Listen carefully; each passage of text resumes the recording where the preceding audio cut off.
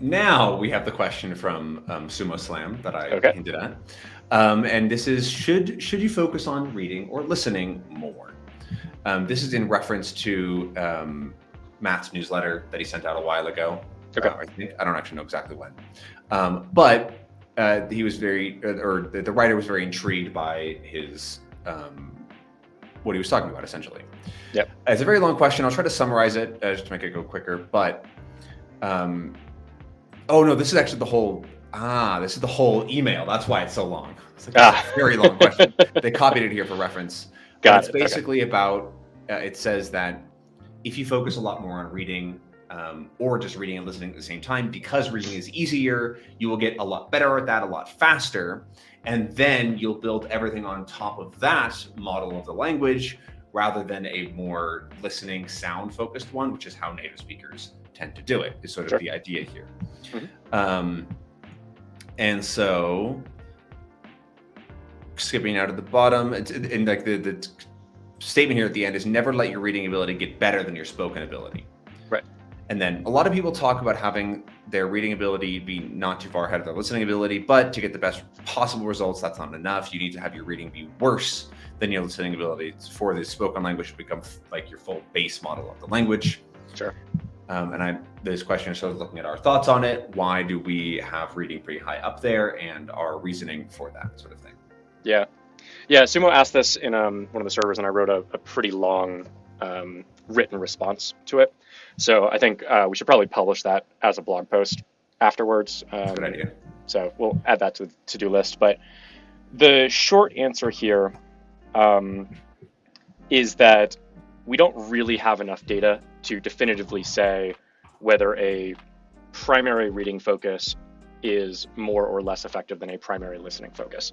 The number of people who achieve really high levels in language learning are few, so it's very anecdotal. And it's not like those people treated their language learning as an experiment by trying to control all the confounding factors. So it's really hard to draw conclusions there. Matt in particular, he and I discussed this a lot when we were writing the roadmap, because his approach to Japanese was very reading focused, and then it caused a whole bunch of problems later on. He basically ignored listening, he ignored pitch accent, he ignored like studying the sounds of the language until he was already reading fluent. And then he had to undo a lot of stuff later and had to deliberately study and practice. So I definitely agree with Matt that you should not allow your reading to completely and totally outstrip your listening. That does seem to cause problems later on. People do develop sort of bad habits and bad fossilization of pronunciations and the way things sound to them that then cause problems later on. So we agree on that. His approach at this point has been to take the exact opposite of perspective. It's like, okay, well, if that doesn't work, then we should completely switch to listening as the primary focus. That's what natives do. That's what babies do. So we should try and emulate that. I'm less convinced about that argument. I think that there are positive examples in both a reading-focused paradigm in terms of learning, and there are positive examples in a listening-focused paradigm. And there are negative examples in both of those as well. So I don't think we can draw significant conclusions across either one to say it has to be this one or it has to be this one.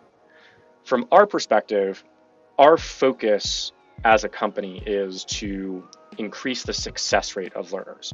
And when we say success rate, we mean the number of people who achieve their goal of functional fluency, meaning they can like comfortably integrate into a culture and use the language in their day-to-day life.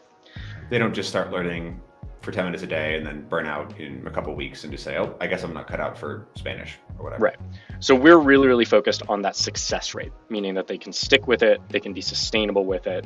We're not going for speed. We're not even going for like native level. We are just going for how many people can we get to this high level of fluency? And then if they want to go beyond that, that's great.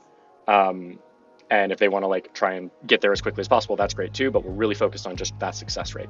And from our perspective, reading is so much easier than listening that the fastest way that you can get to a point where you enjoy yourself, and we believe that enjoyment is key to being able to do it sustainably, The fastest way to enjoy yourself is to use the written language, just because it makes the process so much easier. You don't have to deal with the ambiguity of listening. However, we do completely respect the fact that reading alone, pure reading without any listening at all, can cause serious problems later on, which is why we promote listening and reading together through as much of the early process as possible. Which is why subtitles and TV shows are sort of a great mix, or podcasts with transcripts are a great mix. And we call this multi-channel input or dual channel input. So we've tried to weigh the pros and cons of all these different configurations to optimize for a success rate, for a higher success rate in language learning. So from our perspective, totally fine to be reading, totally fine to have reading be the paradigm that you base things on, as long as you are consistently integrating listening throughout the process. That being said, definitely more research to be done. People are completely free to pursue whichever paradigm they think is best. I cannot say, given the data that I've seen and given the examples that I've seen, that one of them is definitively better or worse than others. But if your focus is, I just want to make sure that I'm successful in the long term, I want to make sure that this is sustainable, a reading paradigm is going to be easier for you. If your focus is, I really, really want that high level of listening ability, I really, really want to be sounding super native, then perhaps a listening focused paradigm would be more suitable for you. Though again, data is still out, jury's still out on whether that really matters in the long term or not. It's almost like it's a really big question and problem to solve. Yeah, language learning is weird like that. It's pretty hard to create these very, very targeted studies that actually can remove the confounding factors and really focus in on what is causal and what is correlation. So it's a big field of study, and I'm definitely excited to continue to engage with that and continue to do our own research on it. But we're probably going to be researching this for the next 2 decades. Only? Or longer. Good. All right. Well, thank you for the question, Sumo Slam. And I already actually put it on our to-do list to post the blog post about this. That goes into a little bit more depth about it. Sure. And so we'll share that when that's ready to go. Sounds good. Hey, as you know, there's a lot of language learning advice out there, which can make it kind of overwhelming and difficult to actually get going on your own learning. If you feel like you're struggling to figure out language learning, you're not alone. It's an extremely complicated process with tons of different steps. If you're looking for a step-by-step guide to create the perfect language learning routine for you, then you have to check out our new course. We spent thousands of hours designing a simple and straightforward process that you can use to create your own personalized language routine that actually works. We understand that every learner is different and that you have to roll with the punches and adapt. Every day for 30 days, I walk you through everything you need to know to build an effective learning routine, no matter your circumstances. We give you the advice and resources you need to ensure your success, so you don't have to waste time looking for stuff to do and can focus on learning. And if any questions do come up, don't worry. We are always there to answer any questions and clear up confusion.